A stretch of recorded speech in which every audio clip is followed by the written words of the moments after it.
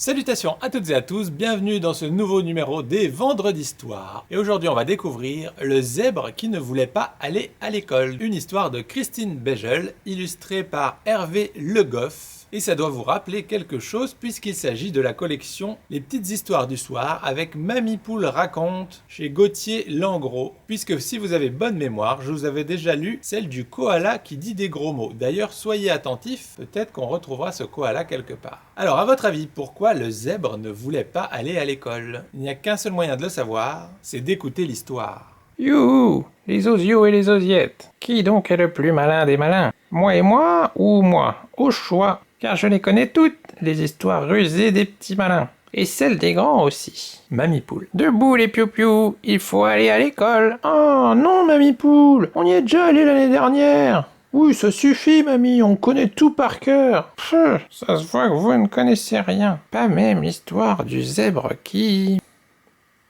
se croit plus malin que les autres. Au lieu d'aller à l'école, il va se promener, et tout seul. Attention. Et ce qui lui pendait au nez arrive un jour. Il rencontre une panthère. Pas de chance, elle adore les zèbres. Elle ouvre une large bouche et, à votre avis, vous ne croyez tout de même pas qu'elle allait le croquer tout de suite? L'histoire serait déjà terminée. Alors donc, la panthère ouvre une large bouche et dit: réponds à cette question. Sinon, adieu, mon mignon. Qu'est-ce qui rime avec manger? Gâteau? Non, gâteau, ça ne rime pas en et comme manger, mais il y a goûter, grignoter, dévorer, avaler, digérer. Oh là là, ça va mal finir cette histoire. Il vaudrait mieux arrêter tout de suite. J'arrête? Non? Bien. La panthère referme la bouche, clac, sur une mouche qu'elle recrache aussitôt. Pouah! Bon, toi le zèbre, dessine-moi un mouton. Ça, tu dois savoir. Et vous n'imaginerez jamais ce que le zèbre dessine. Un éléphant, exactement. Enfin, si on peut appeler ça un éléphant. Incroyable, commente la panthère. Soit, tu ne sais pas dessiner, d'accord. Sauras-tu compter? Qu'en dites-vous, mes poussins? Est-ce que ce zèbre sait compter? Tu vois ce rhinocéros là-bas? Demande la panthère. Combien y a-t-il d'oiseaux sur son dos? Le zèbre tente de compter sur ses rayures, mais il tombe sur les fesses et s'en mêle les pattes. À tout hasard, il annonce 10. La panthère est désespérée. Allez, donne-moi une bonne réponse. Juste une, et je te laisse partir. Quel animal fait quoi? Quoi? Elle est facile, celle-là. Oui, c'est le koala, s'écrie le zèbre, heureux d'avoir enfin trouvé.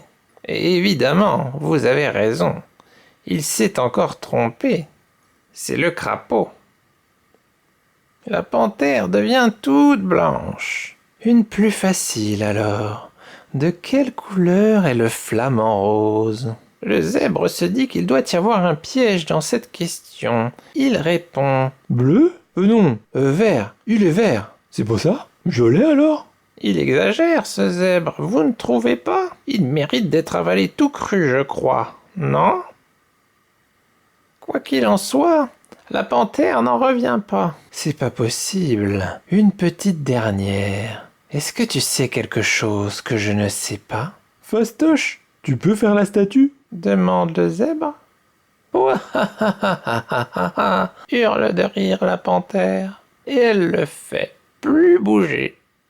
Trop facile, mamie. Le zèbre en a profité pour se sauver, c'est ça? Pfff, même pas. Il est resté là à regarder la panthère. Au bout de quelques heures, découragée par tant de bêtises, elle s'en est allée avec le zèbre. Où ça, mamie poule? À l'école. Où voulez-vous qu'elle aille avec un zèbre comme ça? Allez, zou les coucous.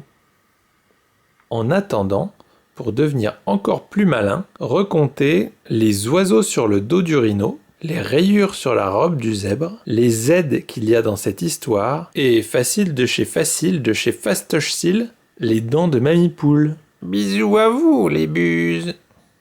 Fin. Alors, ça vous a plu? Il était un peu bêta ce zèbre quand même. Il n'a pas réussi à répondre à une seule question de la panthère, même la plus facile, à savoir celle du flamant rose. Et vous connaissiez les réponses aux questions qu'elle avait posées? En tout cas, j'espère que vous n'êtes pas comme le zèbre et que vous avez envie de retourner à l'école la semaine prochaine. Et donc sur ces bonnes paroles, je vous souhaite à toutes et à tous une excellente journée, un excellent week-end qui arrive, même si c'est encore les vacances pour vous pendant quelques jours. Et je vous dis à la semaine prochaine pour une nouvelle Vendredi Histoire. Salut!